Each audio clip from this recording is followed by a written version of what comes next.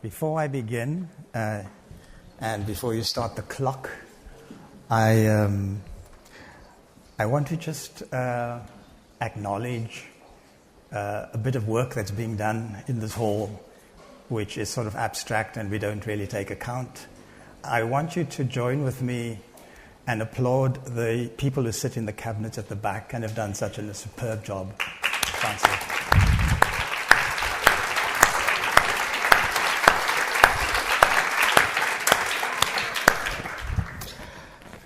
My piece is called The Late Show, or as I can see now, The Speaker Against the Clock should be the title.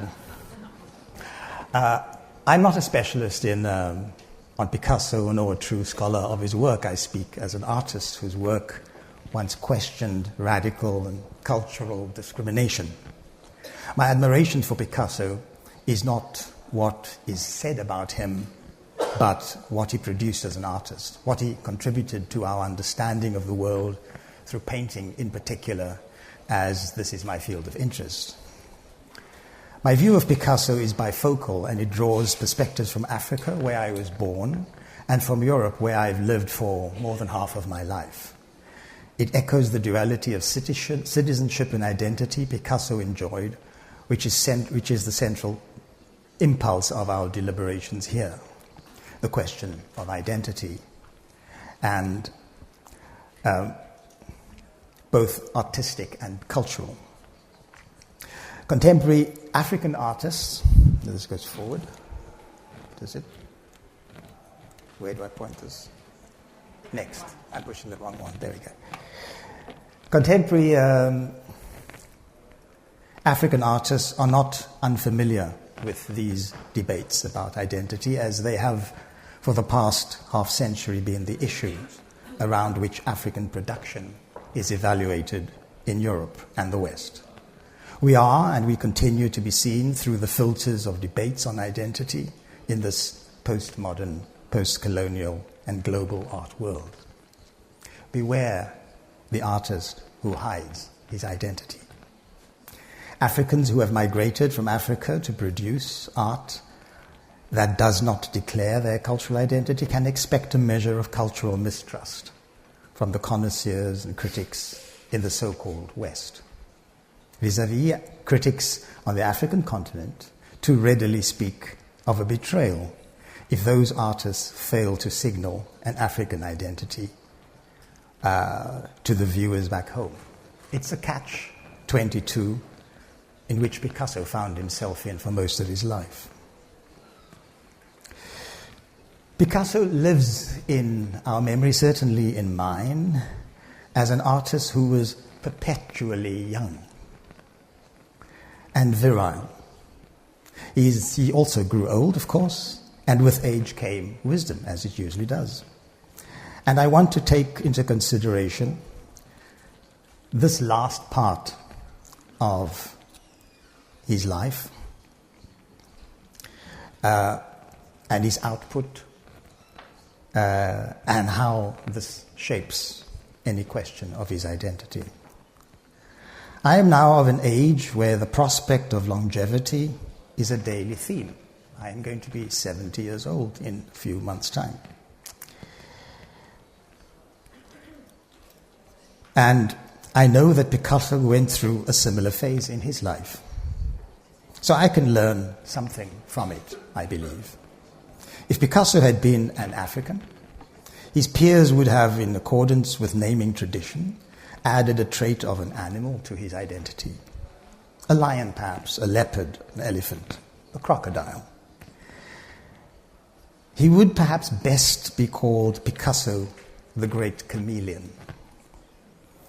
A preeminent artist known for his longevity, the idiosyncratic ability to change and adapt to the world of art that surrounded him, and to see things with a double vision that generated images as if they could be seen in 3 dimensions long before computers made this possible. A painter with an astute creative mind and the ability to merge with what was going on around him and to emerge from it with a slightly different identity.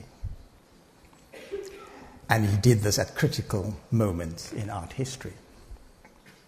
A political animal with dubious and a political animal who was both dubious and opportunistic, with a guile not only to measure the pulse of contemporary art, but to impose his rhythm upon it. And the mythology of this great African chameleon would be that he not only underwent a transformation just once, but repeatedly over time. But Picasso was not born in Africa, and we can put this perception to one side for a while. Yet I think he would have loved having a raw African edge to his nature and to be associated with an animal rather than a nation state. There is a brilliant seam in the strata that makes up painting's geology, and it's composed of the paintings of famous artists such as Titian, Rembrandt, Goya, Monet, Rabindranath Tagore, Matisse, Miro, Willem de Kooning, George O'Keeffe, Gerhard Richter, Frank Stella, Agnes Martin, Philip Gaston, and of course Pablo Picasso. It reveals a rare but significant contribution each of these artists made to the history of painting during the closing periods of their lives. Each of these artists forged remarkable bodies of work at the end of their lives that often overshadow their earlier output. Often referred to as the late works, they question the reading of an artist's oeuvre within a fixed discourse of artistic and cultural identity. Recognition and acceptance of their late achievements confounds earlier and perhaps premature natures of the character and belief systems that once shaped their artistic identities. The late show of artistic brilliance provides example of how shifts in practice undermine or sometimes solidify artistic identities. Artists today who do not want to suffer the indignity of having their identity ventriloquized for them by others can take something from Picasso's identity permutations. They will recognize Picasso's independent views about painting on the one hand and the short-sightedness of scholars and critics on the other who dismissed his late achievements on first sight. Critics who lost sight of modernism's trajectory, namely to question with the intention to change. Picasso's work, of course, played a key role in the formulations of modernism, and for 70 years he aligned his practice to its disciplines. Every new production embraced change and began with the most important question of the 20th century: why? Questioning the status quo, even if that implied a break with everything that brought him success, is a feature of these 70 years. There's a period which T.J. Clark remembers shortly before Picasso's painted Guernica, where he was so discontented with his success and the kind of paintings he had produced that for months he produced very little indeed. Now many would write this off as a midlife or a mid-love crisis, and collectors and critics and scholars expected continuity, expected consolidation.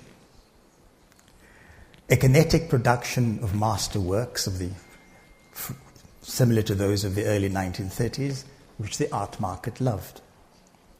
This myopia would later blinker their encounter of his late work. The 3 exhibitions held in Avignon were negatively criticized, not only for where and how they were exhibited, but for not meeting the preconceived ideas of what a Picasso should look like. And it led to the art critic of the New York Times, Robert Hughes, to then say of the 3rd and final exhibition, and I quote, "These are, after all, the last Picassos. they are also the worst. It seems hardly imaginable that so great a painter could have whipped off, even in old age, such hastily and superficial doodles. End of quote. But in the late 50s, as abstract expressionist painting appeared oblivious to the energies of consumerism in popular culture and the dawn of pop art lit up the horizon, Picasso was then already 70, close to the age I now am. And he said, "I saw everything had been done.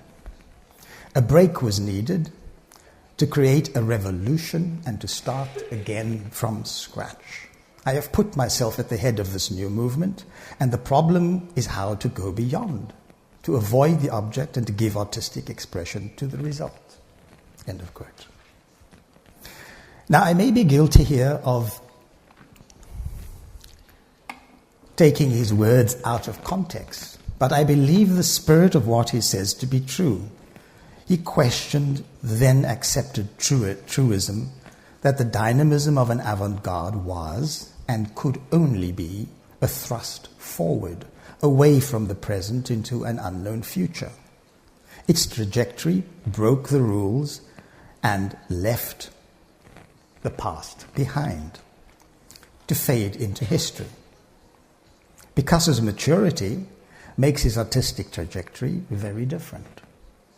He turns 180 degrees and starts to investigate the paintings of Delacroix, of Manet, of Cranach, of Courbet, Rembrandt, Poussin, and his countryman Velázquez, German, French, Dutch, Spanish. Rather than follow doctrines of emerging theoretical debates that would, over the next decades, trample over the achievements of painting, as Western, or better said, New York, postmodernism theory did, Picasso begins to excavate painting's rich history.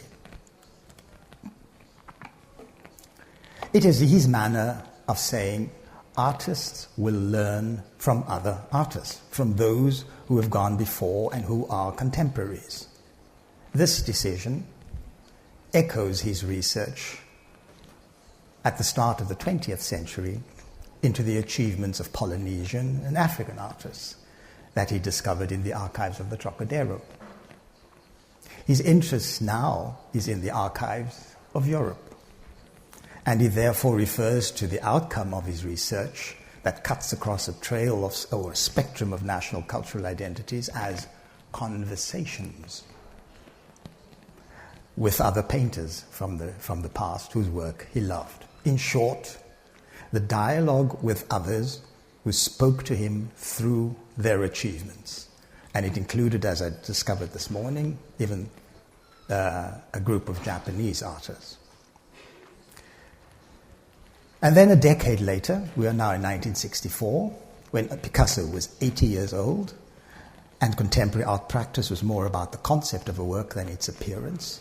Picasso once again reveals the pioneering spirit of modernity, and he produces over 200 paintings and over 300 graphic works in just 2 years, many of them housed in the Barcelona Museum, and some of them we saw last night. And he says, I quote, my old paintings do not interest me.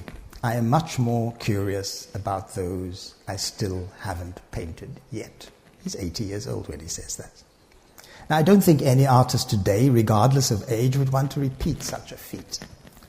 But I think many take a lesson from it. As much as the canon of history attempts to cut Picasso a suit to fit a modernist stroke cubist artist, it is not one that fits only temporarily. It is one he does not want to wear. Picasso selects his own clothes, styles them to his needs and the artistic climate.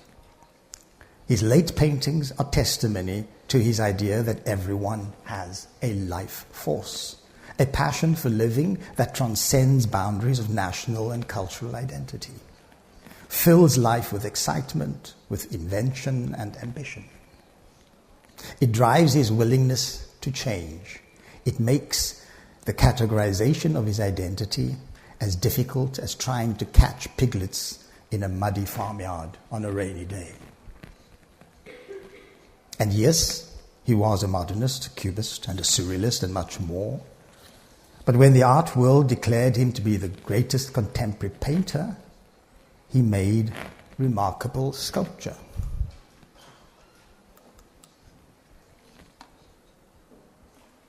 And he made sculpture that broke the rules and wrote new rules for sculpture. And when everyone declared him a has-been, a spent force in the art world, he rose from seeming obscurity to claim world attention again with this late body of work. Now, it is a similar story with his nationality. Spanish by birth, but his life is lived away from Spain, in France. And today, the French would love to claim him as one of their own, because he spent so much time amongst them. There are personal identity traits in the man Picasso, and we can identify Spanish qualities in individual paintings. But is there really a period from his oeuvre that can be declared or clearly identified as even Catalan or Andalusian? Or even Spanish, in the way that one does this with Goya? Does his vast and varying output of painting have the pathos of Cervantes? Like all exiles, political or self-made, Picasso was a nomad.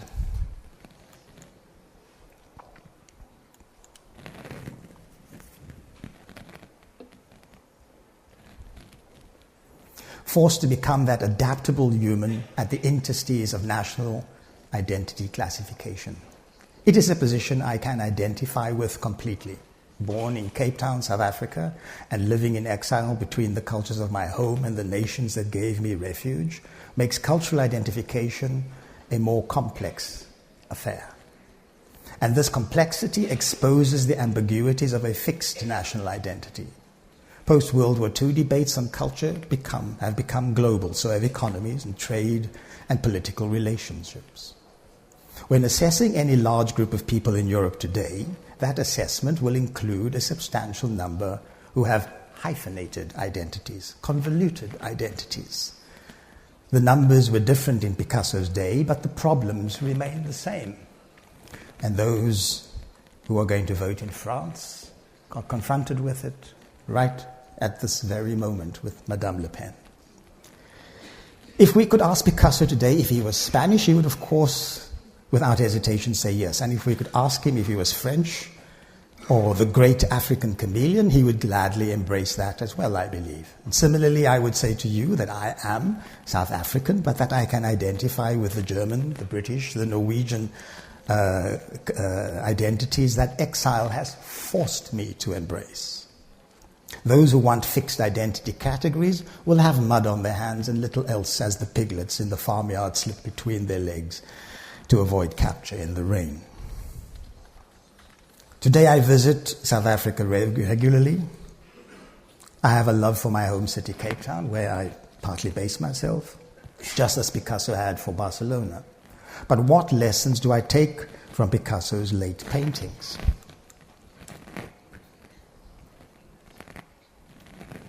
He shows me that age is not a barrier to artistic discovery.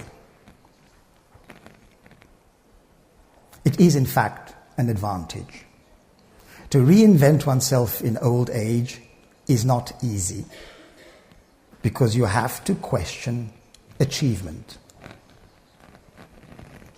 You have to interrogate style and keep an open mind about the hype that gets passed off as artistic truth. He has made me understand that the trajectory of the practice of painting is not a blind rush into the future to get nowhere fast and in the process trample over painting's history, as we see a lot of today. There are possibilities for newness and discovery in every direction other than forward. And he has taught me that the rich seams in painting's geology are formed by artists who disregarded ideological and theoretical blinkers and who have kept an open mind, who kept a focus on the work and not the identity of its maker. He's taught us to counter cultural stereotypes and to be ourselves. And for that, I will always be grateful. Thank you.